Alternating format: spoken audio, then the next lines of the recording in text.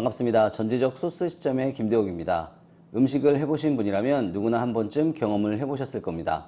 찌개를 끓였는데 너무나 짜게 찌개가 끓여졌을 경우에 설탕을 살짝 넣어서 그 짠맛을 중화시키는 것을 보실 수 있었을 겁니다. 이거는 어떤 효과로 이렇게 음식을 만드는 건지 그것에 대해서 한번 알아보도록 하겠습니다. 첫 번째는 대조효과입니다. 음식을 만들면서 가장 많이 그 경험을 하게 되는, 그리고 음식을 오랫동안 하셨던 분들이라면 누구나 그 본능적으로 경험적으로 알고 계시는 것들인데요. 이 아까 말씀드렸던 것처럼 너무나 짠 음식에 오히려 물을 넣는다든지 다른 것들을 넣었을 때에는 전체적인 맛이 흐려지기 때문에 단순하게 짠맛 맛을 낮추기 위해서는 설탕을 살짝 집어넣는 것들, 이것도 대조효과에 포함이 되고요. 또 다른 경우에는 그 초콜릿 같은 경우에 초콜릿 위에다가 뭐 소금을 살짝 올려서 드셔보시면 훨씬 더 단맛이 나는 것을 알 수 있는데요. 이런 것들을 바로 대조효과라고 합니다. 현장에 계시는 분들한테서 가장 많이 사용이 되고 있는 그런 효과 중에 하나이고, 서로 상반되는 맛들이 오히려 그 맛을 더 높이거나 낮추는 현상을 바로 대조효과라고 합니다. 우리 음식점에서 경험이 많으신 분들에게 가장 많이 사용되는 그런 효과 중에 하나입니다. 이런 효과인지는 모르지만 본능적으로 사용하는 경우들이 훨씬 더 많기도 합니다.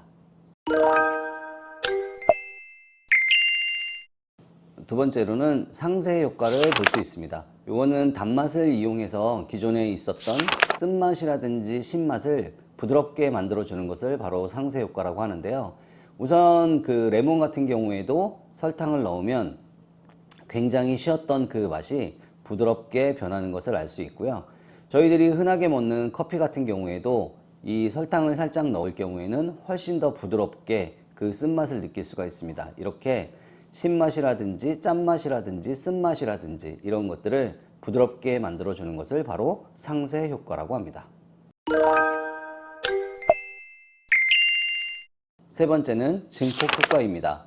음식을 만들어서 그 육수를 굉장히 맛있게 냈는데도 불구하고 그 안에 조미료를 넣고 뭐 다시다, 미원 뭐 이런 것들을 넣어서 감칠맛을 굉장히 많이 끌어올려 놓았습니다. 그런데 그 감칠맛만 끌어올렸을 경우에는 감칠맛이 나다, 감칠맛이 좋다 이렇게 느낄 수 있지만 그 안에 소금을 살짝만 떨어뜨리면은요 굉장히 그 맛이 배가가 되는 것을 느낄 수가 있거든요. 이걸 바로 증폭 효과라고 합니다.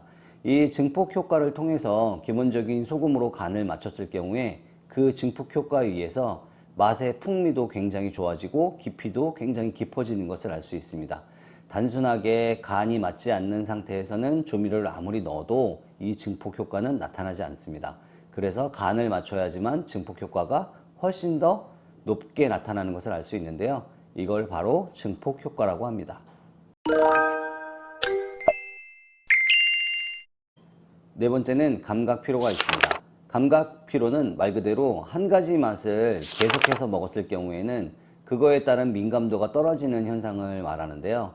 단맛의 음식을 계속 먹고 나면 그 다음에 단 음식을 다시 먹었을 경우에는 이게 굉장히 단 음식인지 안 단 음식인지를 모르는, 혹시는 때로는 또 맛없다고 느끼는 경우들도 분명히 있는데요. 이거를 바로 감각 피로라고 합니다. 마지막으로는 감칠맛의 상호작용입니다.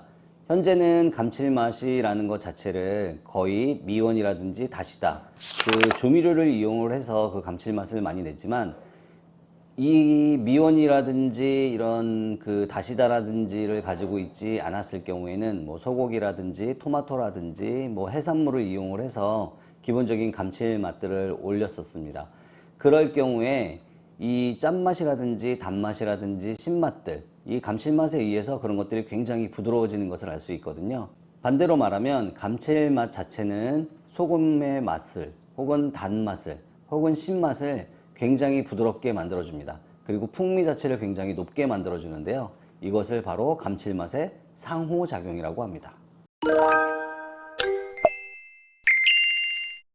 모든 사람들은 단맛, 짠맛, 신맛, 쓴맛, 감칠맛을 느낄 수 있습니다. 오미라고 해서 이런 것들을 모두 느낄 수 있고 100년 전쯤에 이제 감칠맛이라는 정의가 생기기 시작을 했는데요.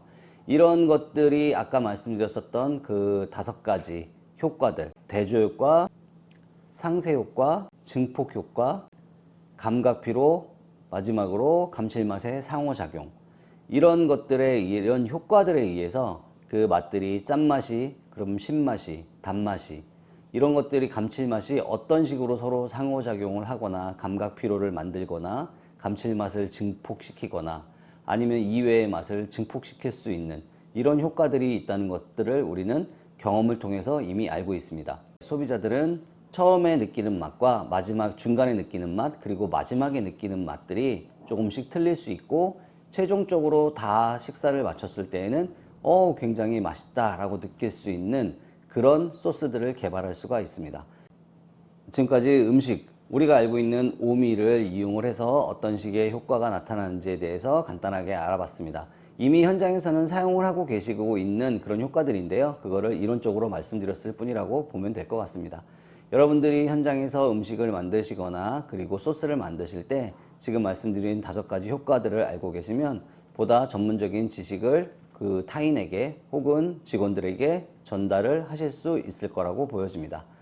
다음 시간에도 좀 더 유익한 정보로 찾아뵙도록 하겠습니다. 그럼 오늘도 맛있는 하루 되세요.